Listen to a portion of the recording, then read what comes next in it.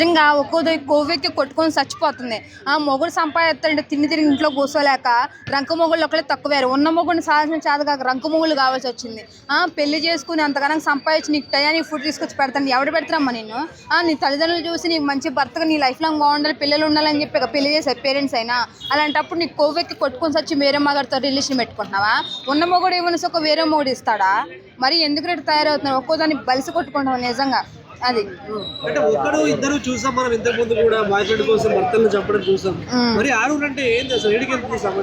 ఆరుగురు మెయింటైన్ చేసినాడు. మామూలు ప్రతిభత కాదమ్మో, సూపర్ ప్రతిభత. అది నాకు తెలిసి ఆరుగురు మెయింటైన్ చేసినాడు. వాళ్ళ అమ్మటి ఎన్ని శ్రీకారం తిరిగిందో, ఎంత రాసలేలు చూపించిందో, ఎంతగానో చూపించిందో. ఈ ఆరుగురు కామాంధుడు ఎట్ట తయారయ్యారా? మీరు ఎంత కామంగా ఉన్నారా? మీరు నాకు అర్థం కాదు. ఈ అబ్బాయిని కూడా అనేపారు, ఈ అబ్బాయిని కూడా తిట్టాల్సింది. ఎందుకంటే ఒక పెళ్ళైన దాన్ని ఎలా రిలేషన్ పెట్టుకుంటావు నాకు అర్థం కాదు. ఒక పెళ్ళైన ఆడదాన్ని ఒక సీన్ దాన్ని నువ్వు వేరే రిలేషన్ ఎలా పెట్టుకుంటావు? నువ్వు సిగ్గు సెర లేక తన్నేవాళ్ళు లేక తయారవుతున్నారు. మా అంతా అన్న చిన్నపిల్లలు చెప్తున్నావు అన్న, నోట్లో నేర్పడి కొరకలేని ఎవడన్నా ఇప్పుడు తెలివిలోనోడు, అందరూ తెలివి ఉన్నోడే. నీకు పెళ్ళయింది, ఆమె యాంటీ రకం చూసి యాంటీ నువ్వు రిలేషన్ పెట్టుకున్నావు అంటే నువ్వు ఎంత కామంగా తయారవుతున్నావు నీది బట్టి అర్థమవుతుంది. ఒక్కొక్కరిని చెప్పు తీసుకుని తన్నే వాళ్ళక తయారవుతున్నారు. ఉన్నోడికే పోషించేదిగానోడు 1000 రూపాయలు పెట్టి ఏం తీసుకుని పోషించలేనోడు వేరే రిలేషన్ పెట్టుకుంటున్నాడు ఈ యాదవలో. అది భర్తకే తన యొక్క మిగతా వాళ్ళతో క్లోజ్ ఫోటోస్, బట్టలు లేకుండా దిగిన ఫోటోస్ తన భర్తకే చూపించిందంట. బా నువ్వు అసలు నిజంగా నేను ఆ ప్లేస్ లో ఉంటుంటే 2 చెప్పు తీసుకొని 2 చెంపలు కొట్టేవాళ్ళం. నువ్వు అసలు ఆడదానమైనా నువ్వు ఆ చెప్పు వేరే రిలేషన్ మగాడితో పెట్టుకుని ఆ మొగుడికే సెండ్ చేసావంటే వాడు అసలు మొగుడు గుండె పగిలిపోయినది అప్పుడే. అయినా కూడా వేరే రిలేషన్ ఉండి ఆ వీడియోస్ ఏం చేసినా కూడా రా మంచిగా ఉందాం మన పిల్లల జీవితాల కోసం అని చెప్పి అన్నాడు. వాళ్ళంటే మగవాడు ఎక్కడ దొరుకుతాడన్న? నా దృష్టిలో రాముడి కన్నా ఎక్కువ గొప్పవాడు వాడు. అసలు వేరే రిలేషన్ పెట్టుకున్నా సరే, నువ్వు వేరేవాడితో ఉన్నా అంత వీడియోస్ నువ్వు పెట్టినా సరే, ఇప్పుడు ఎవడుంటున్నాడు అన్న? ఏదైనా చిన్న మగాడితో మాట్లాడితేనే ఇది వేరే రిలేషన్ పెట్టించుకున్నా కుత్రా బాబు అని చెప్పి వదిలించుకున్న రోజులు ఇవి. అలాంటి నువ్వు అంతమంది తిరిగినా కూడా నువ్వు రా మంచిగా మన పిల్లల కోసం ఉందని చెప్తే ఎవడుంటాడన్నా? నువ్వు అనవసరంగా నీ పిల్లల జీవితాన్ని నువ్వు అలాంటప్పుడు నువ్వు వేరే వాడితో పిలిచి నువ్వు పెళ్ళి ఎందుకు చేసుకోవాలి? అలాగే బజాజ్ తిరగచ్చు కదా.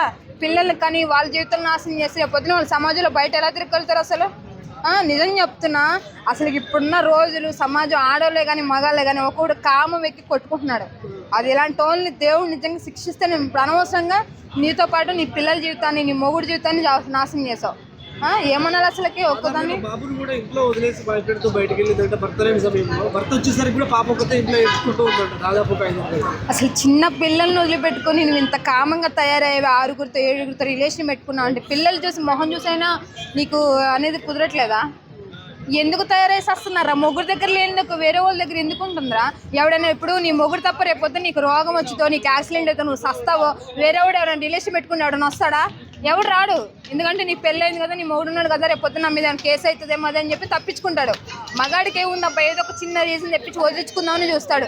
ఎందుకంటే ఆ క్షణం వరకే ఆ కామంతో ఉన్నంత వరకే చూస్తాడు. నువ్వు ఆ దృష్టిలో అప్పుడు వాడికి రాజులాగా, ఒక రాణిలాగా, ఒక మహాదేవతలాగా కనిపిస్తావు. నీకు ఏదైనా సపోజ్ అయితే ఎవడో పట్టించుకోడు. మనకున్న మొగుడు, మనకున్న రిలేటివ్స్ వాళ్ళే తప్ప ఎవడో పట్టించుకోడు. దయచేసి ఇప్పుడున్న అందరికీ చెప్తున్నా, ఏ రిలేషన్ పెట్టుకోవాలంటే నీకు ఒకవేళ చేసుకుంటే పెళ్లి చేసుకో, లేకపోతే లవ్ చేసి వదిలేసి అలా అని చెప్పి పెళ్ళిళ్ళ జీవితాన్ని వాళ్ళ జీవితాన్ని నాశనం చేసి, మొగుడు జీవితాన్ని నాశనం చేసి, పిల్లల జీవితాన్ని నాశనం చేస్తే ఒక్కదానికి కొవ్వెక్కి కొట్టుకుంటుంది. అదే ఏం చెప్తారు? నెల తర్వాతనే పెళ్లి చేసుకుందంటే చనిపోయిన తర్వాత 1 month మళ్ళీ పెళ్లి చేసుకుందా? అరే ఎందుకన్నా మీరు ఎట్లా ఘనంగా తయారవుతున్నారు అసలు ఆడవాళ్ళు? ఒకప్పుడు మగాడికి ఇంత ఘనంగా చేసిన చట్టాలు ఇప్పుడు ఆడదాన్ని ఇట్లా చేస్తున్నాయి. మగాడికి కూడా ఒక చట్టం అనేది రావాలి.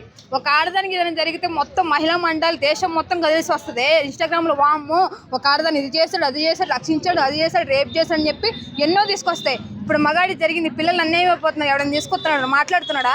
అది కూడా మీడియా పరంగా మనకి తెలిసింది కాబట్టి మనం తెలియని వాళ్ళు చాలా మంది బయట ఉంటారు కదా. దయచేసి అందరూ ఒకటి చెప్తున్నా, చేసుకుంటే పెళ్లి చేసుకోండి. ఏదైనా డౌట్ అయితే వదిలిపడి మీ జీవితాలను పాడు చేసుకోండి. అలా అని చెప్పి వేరే రిలేషన్ మగ జీవితాలను మాత్రం పాడు చేయకండి. దయచేసి పెళ్లి చేసుకొని పిల్లల్ని చూసుకుంటాం అంటేనే పెళ్లి చేసుకుని పిల్లలు కానండి. మాకు వేరేవాడు కావాలి, వేరేవాడే సుఖం ఇంట్లో డబ్బులు ఇస్తాడని చెప్పి ఉంటే దయచేసి మీ వల్ల పిల్లల జీవితం నాశనం చేయకండి.